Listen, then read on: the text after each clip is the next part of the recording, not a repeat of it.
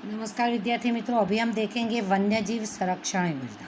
हमने देखा कि वन्य जीवों की सुरक्षा जरूरी उस जंगलों वन्य जीवों का विनाश होने के कारण देखिए उसके लिए मुख्य जिम्मेदार जंगलों का नष्ट होना है। दूसरा हमने देखा वन्य जीवों को बचाने के लिए हम क्या कर सकते हैं।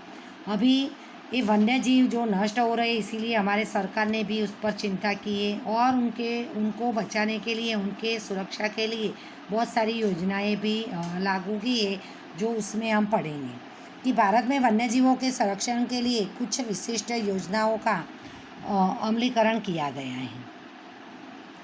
तो इन योजनाओं के अंतर्गत संकटापन्न प्रजातियों के एवं निकट के भविष्य में लुप्त होने की कगार पर हो ऐसी प्रजातियों के संरक्षण के लिए विशिष्ट योजनाएं प्रारंभ की गई है कि जो प्रजातियां, जो वन्य जीव नष्ट हो रहे, जैसे कि हमने देखा था बाघ है, चीता है, तो हाथी है, ऐसे जो जातियाँ हैं जो लुप्त हो रही, कम हो रही है, तो ऐसी जातियाँ के लिए वो उनकी सुरक्षा के लिए, उनके संरक्षण के लिए कई विशिष्ट योजनाएं बनाई। उनमें से जो कुछ महत्वपूर्ण योजनाएं हैं उसके बारे में हम उसका शॉर्ट में ही उस चैप्टर में उसका अभ्यास करेंगे। तो उसमें है बाघ परियोजना। तो एक अंदाज के अनुसार 20वीं सदी में भारत के जंगल में 40,000 से भी ज़्यादा बाघ थे, लेकिन हम जो उसका गैर कानूनी रूप से जो शिकार किया और निर्वनीकरण यानी जंगलों को जो अपने स्वार्थ के लिए, अपने विकास के लिए जो काटते रहे, उसके परिणाम स्वरूप बाघ के अस्तित्व के सामने एक बड़ा संकट पैदा हुआ कि बाघ की जो जाति है वो लुप्त हो गई। और ऐसी स्थिति में अभी हमारे देश में से बाघ जो लुप्त हो रहे थे, इसीलिए हमारे देश में 1971 में बाघ को बचाने के उद्देश्य के साथ एक परियोजना शुरू की और शायद उसका नाम था टाइगर प्रोजेक्ट।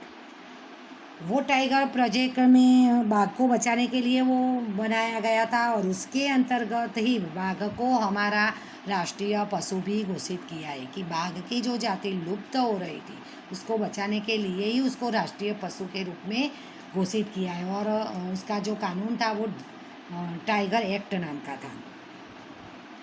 तो इस योजना 1971 में बनाई गई है और उसके अनुसार बाघ के प्राकृतिक जो आवास है, यानी जो वो जंगल में जो आवास में रहते उसको सुरक्षित रखना और उसके पर्यावरणीय संतुलन को बनाए रखना, यानी घूमने फिरने विहरने की जो जगह है उसको सुरक्षा उसका बनाए रखने का राष्ट्रीय स्तर पर श्रृंखलाबद्ध कदम उठाए गए हैं। पूरे देश ने कदम उसके लिए उठाए और अभी देश में कुल 44 क्षेत्र इस योजना में कार्यरत है। 44 क्षेत्र जितने क्षेत्र में बाघ के लिए जो उनकी सुरक्षा के लिए कार्य किया जाता है। तो ये बाघ परियोजना ये परीक्षा में आ सकता है, तो ये याद कर लेना बाघ परियोजना।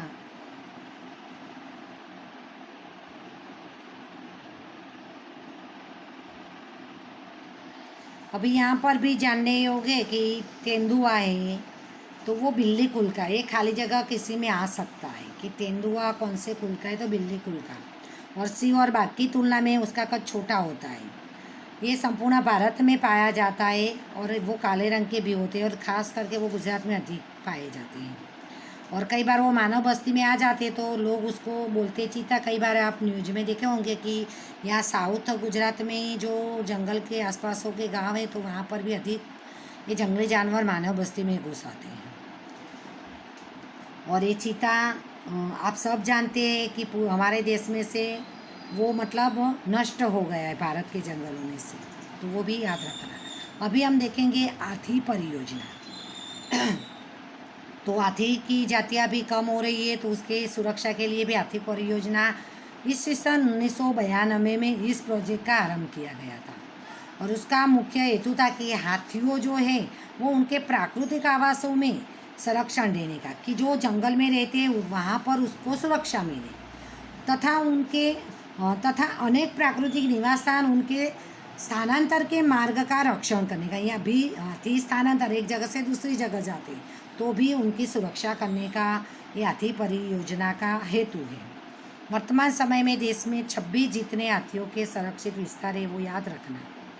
और इस योजना के अमलीकरण के बाद जंगलों में हाथियों की संख्या में वृद्धि हुई है और इसके उपरांत यह योजना पालतू हाथी जो लोग पालते हैं, कई बार हमारे यहाँ सूरत में मेले वगैरह में भी देखते हैं, तो उनके लिए भी ये योजना काम करती है कि हाथियों की सुरक्षा बनी रहे।